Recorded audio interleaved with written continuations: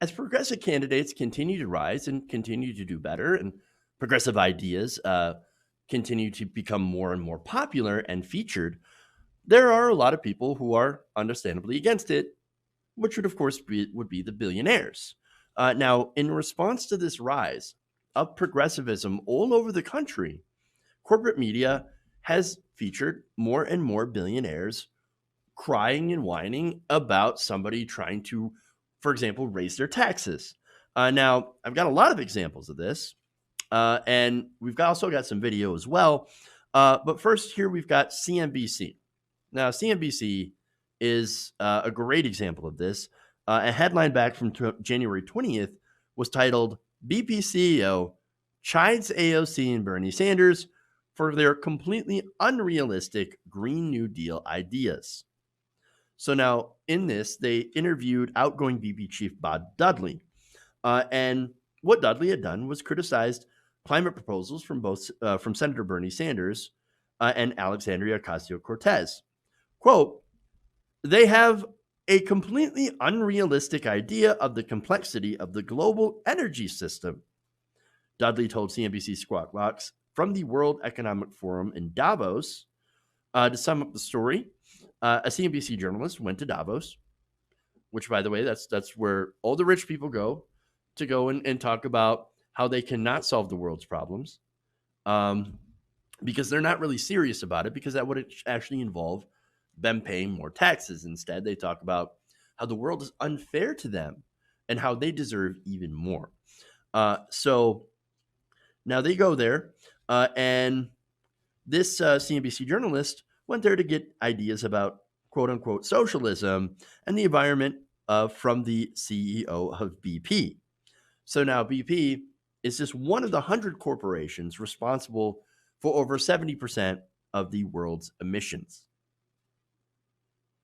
And at no point during this interview did the journalist mention a conflict of interest that an oil billionaire would have with sweeping legislation like the Green New Deal.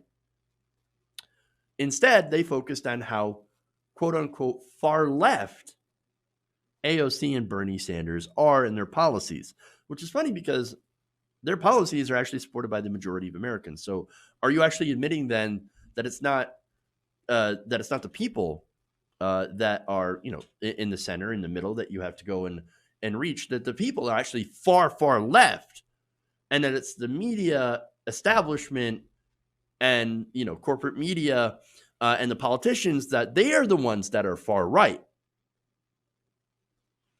I mean, it's a strange admission, but now Dudley, he said at the Abu Dhabi International Petroleum Exhibition and Conference, said there's just a lot of people, very well-meaning people, who want to believe that there is a simple solution. And of course, he's talking about climate change. Well, here's the thing. The Green New Deal is not a simple solution. It's actually an incredibly large, bold undertaking to transform our entire economy away from fossil fuels into renewable energy. It is incredibly detailed and bold, those proposals. All right. And there's also even legislation. So we have the technology as well. Nothing that's in the Green New Deal hasn't already been invented. Okay. We have the money for it. It's not going to cost like $90 trillion or whatever the Republicans are talking about. It also doesn't kill cows or airplanes or any of the other outrageous BS they talk about. We have the support among the people. The only thing missing is political will. And that's, of course, because these billionaires continue to fund our politicians so that nothing gets done on this front.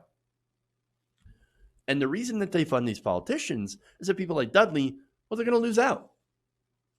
They're fossil fuel, billionaires. Might I even say oligarchs? I know somebody at MSNBC is going to get suddenly super mad at me for calling these people oligarchs, but that's exactly what they are. Anyway, more.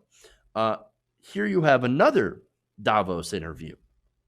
And this is where they talked to CEO Jamie Dimon. So now this time they talked about socialism, and he explains how socialism is just absolutely terrible, and how millennials just don't understand. I don't think they understand. Honestly, I don't think people understand what socialism is. Socialism is when the government controls companies. There is no example where the government controls companies, they do it well, and they don't start to use it for votes, satisfying people. They don't even want competition, because if we're two government companies, why have competition? Why not? They do it for jobs and votes. They have bad allocation of capital. Most state-owned enterprises don't do a particularly good job. Just take a look around the world, and they become corrupt over time. That does not mean that capitalism is perfect. It doesn't mean that every public company is perfect. No, there are flaws. Do you think that Bernie Sanders or Elizabeth Warren are socialists in the construct that you talked about it, or in the construct of this idea of a democratic socialist, which is something that may feel more European in some ways? I don't want to talk about any particular people. But if you're talking about governments controlling corporations, that's socialism. You can do it in a small way, or you can do it in a big way. Okay, look, he's wrong. Socialism actually isn't the government controlling corporations. Socialism is where the workers, the people who actually work at the factories, control the factory.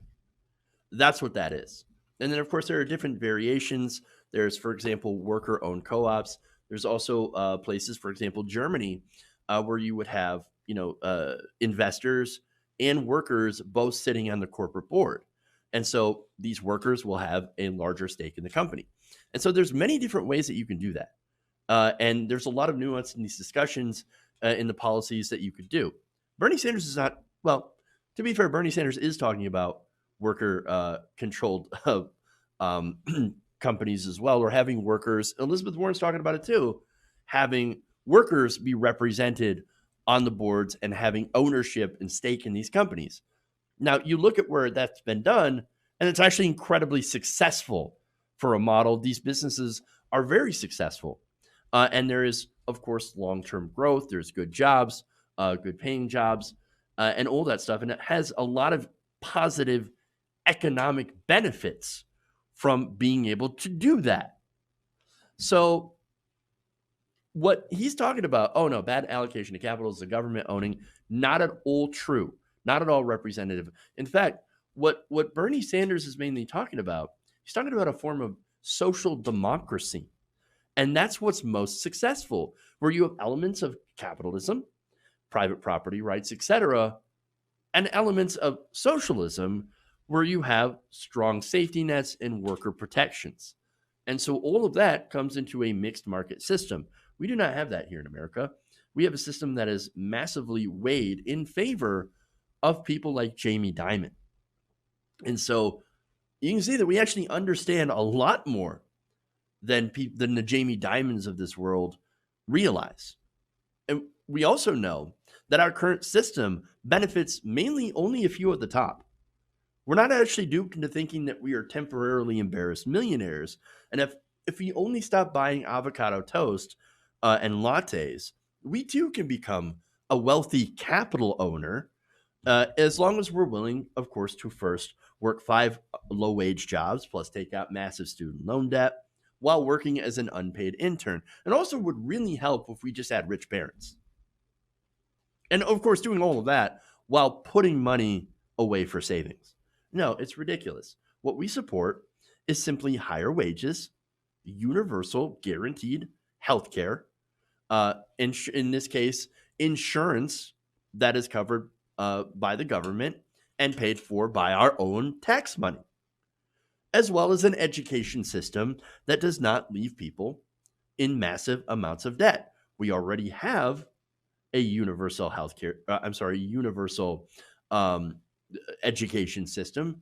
It's called the public school system, and we can model as a way to do free college tuition, free public colleges and universities like that system. I don't think it's hardly radical at all, but that's not all. We also, for the crying, I mean, we also now have multi-billionaire Goldman Sachs alum Leon Cooperman. Leon Cooperman also getting a little upset at a wealth tax by Elizabeth Warren. Now, first, he said, quote, we have the best economy in the world. Capitalism works. And that Sanders' far left agenda is counterproductive. I'm not in favor of raising taxes. Taxes are high enough. So that's Cooperman on Bernie Sanders. Well, now here's Cooperman as well on Elizabeth Warren and the wealth tax.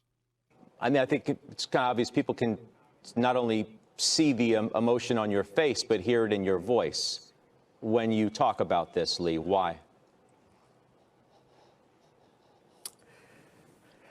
I care.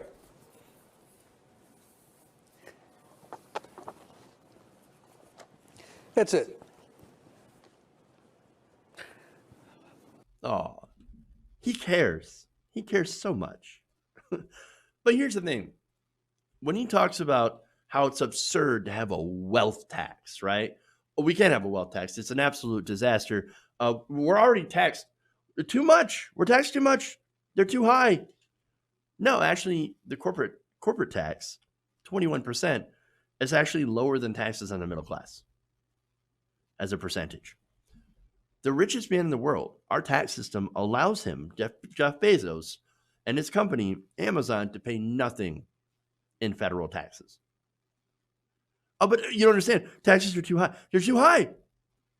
Well, here's the thing. They are too high on working people, regular Americans, especially in exchange for the benefits that we receive from that tax money. Because right now, we don't feel as if we get anything in return from paying taxes, right?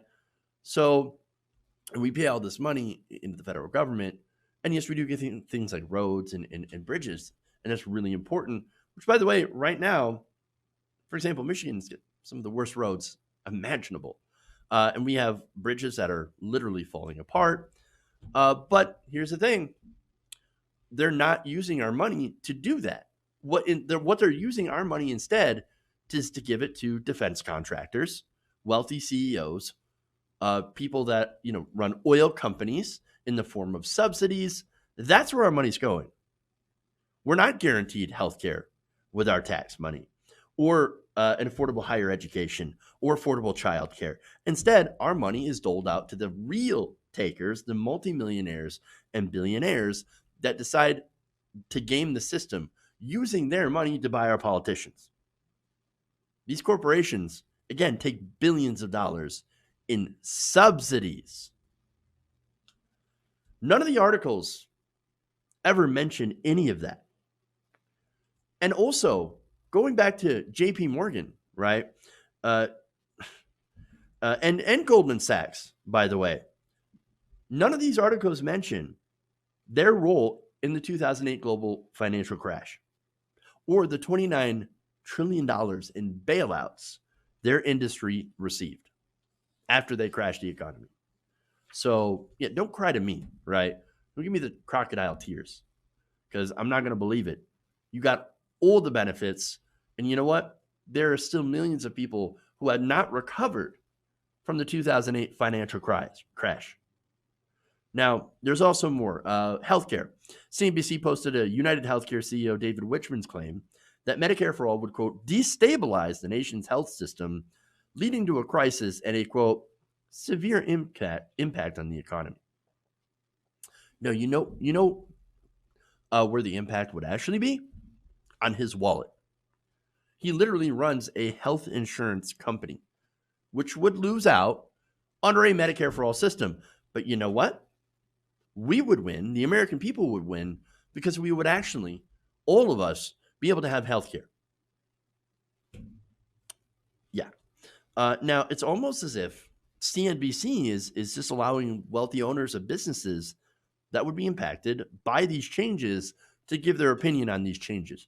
I mean, look, if your paycheck depends on being against something that is good for the majority of Americans, then you are going to be against the majority of Americans. I mean, I would love to see them talk to somebody who has $100,000 in student loan debt. Have them weigh in on, on the problem, right? Or a regular person who has cancer and can't afford their treatments, or somebody who's been having to ration their insulin. Okay. look, I'm sure your readers or your viewers would vastly benefit from having a point of view, the point of view of somebody who is not or does not have a conflict of interest. But no, the reason that they're going to go to the billionaires is because they have a conflict of interest. Those billionaires are losing their special place because their system is failing so many people already. And these companies, CNBC, well, these are media companies. These are media corporations. And guess what? They also lose out when you have higher taxes on the wealthy and corporations. Now, one more here. We have CBS, right? That talked to Verizon CEO Lowell McAdam. He called Bernie Sanders' views contemptible and said that big companies are an easy target for candidates looking for convenient villains for the economic distress felt by many of our citizens. Who do you think is creating the economic distress? The companies and their CEOs are gobbling up pretty much the entire pie. All right? You can tell I'm hungry. Now, look, I know we've beaten up on CNBC. We just beat up on CBS. But in reality, it's all of them. MSNBC, New York Times, Fox News, obviously. All of them, they're all corporate media. So they're going to cape for corporations because they are corporations. And that's why they defend their own. But in reality, look, if you examine who they led on to talk about issues, especially on CNBC, you're going to see that corrupt media and big companies, they hate progressive ideas because they will lose out with those progressive ideas while the rest of the American people win. So that is why they're going to do everything that they can to stop someone like Senator Bernie Sanders. Hey guys, hopefully you enjoyed that free video. Now I'm going to have to ask you a favor. Between the demonetization and the YouTube algorithm messing around with view counts, etc., we're having a hard time adjusting to the new YouTube reality, which is where you guys come in. See, we have a patreon.com/TYTNation set up to help us rely on you guys, the viewers, instead of big corporate ads. Look, you know the show. You know I'm not in favor of big corporations anyway. So help us transition away from relying on the ad model to pay the bills and sign up to be a patron, patreon.com/TYTNation. That goes a long way to help us keep the lights on. And you guys will know that you're supporting independent progressive media.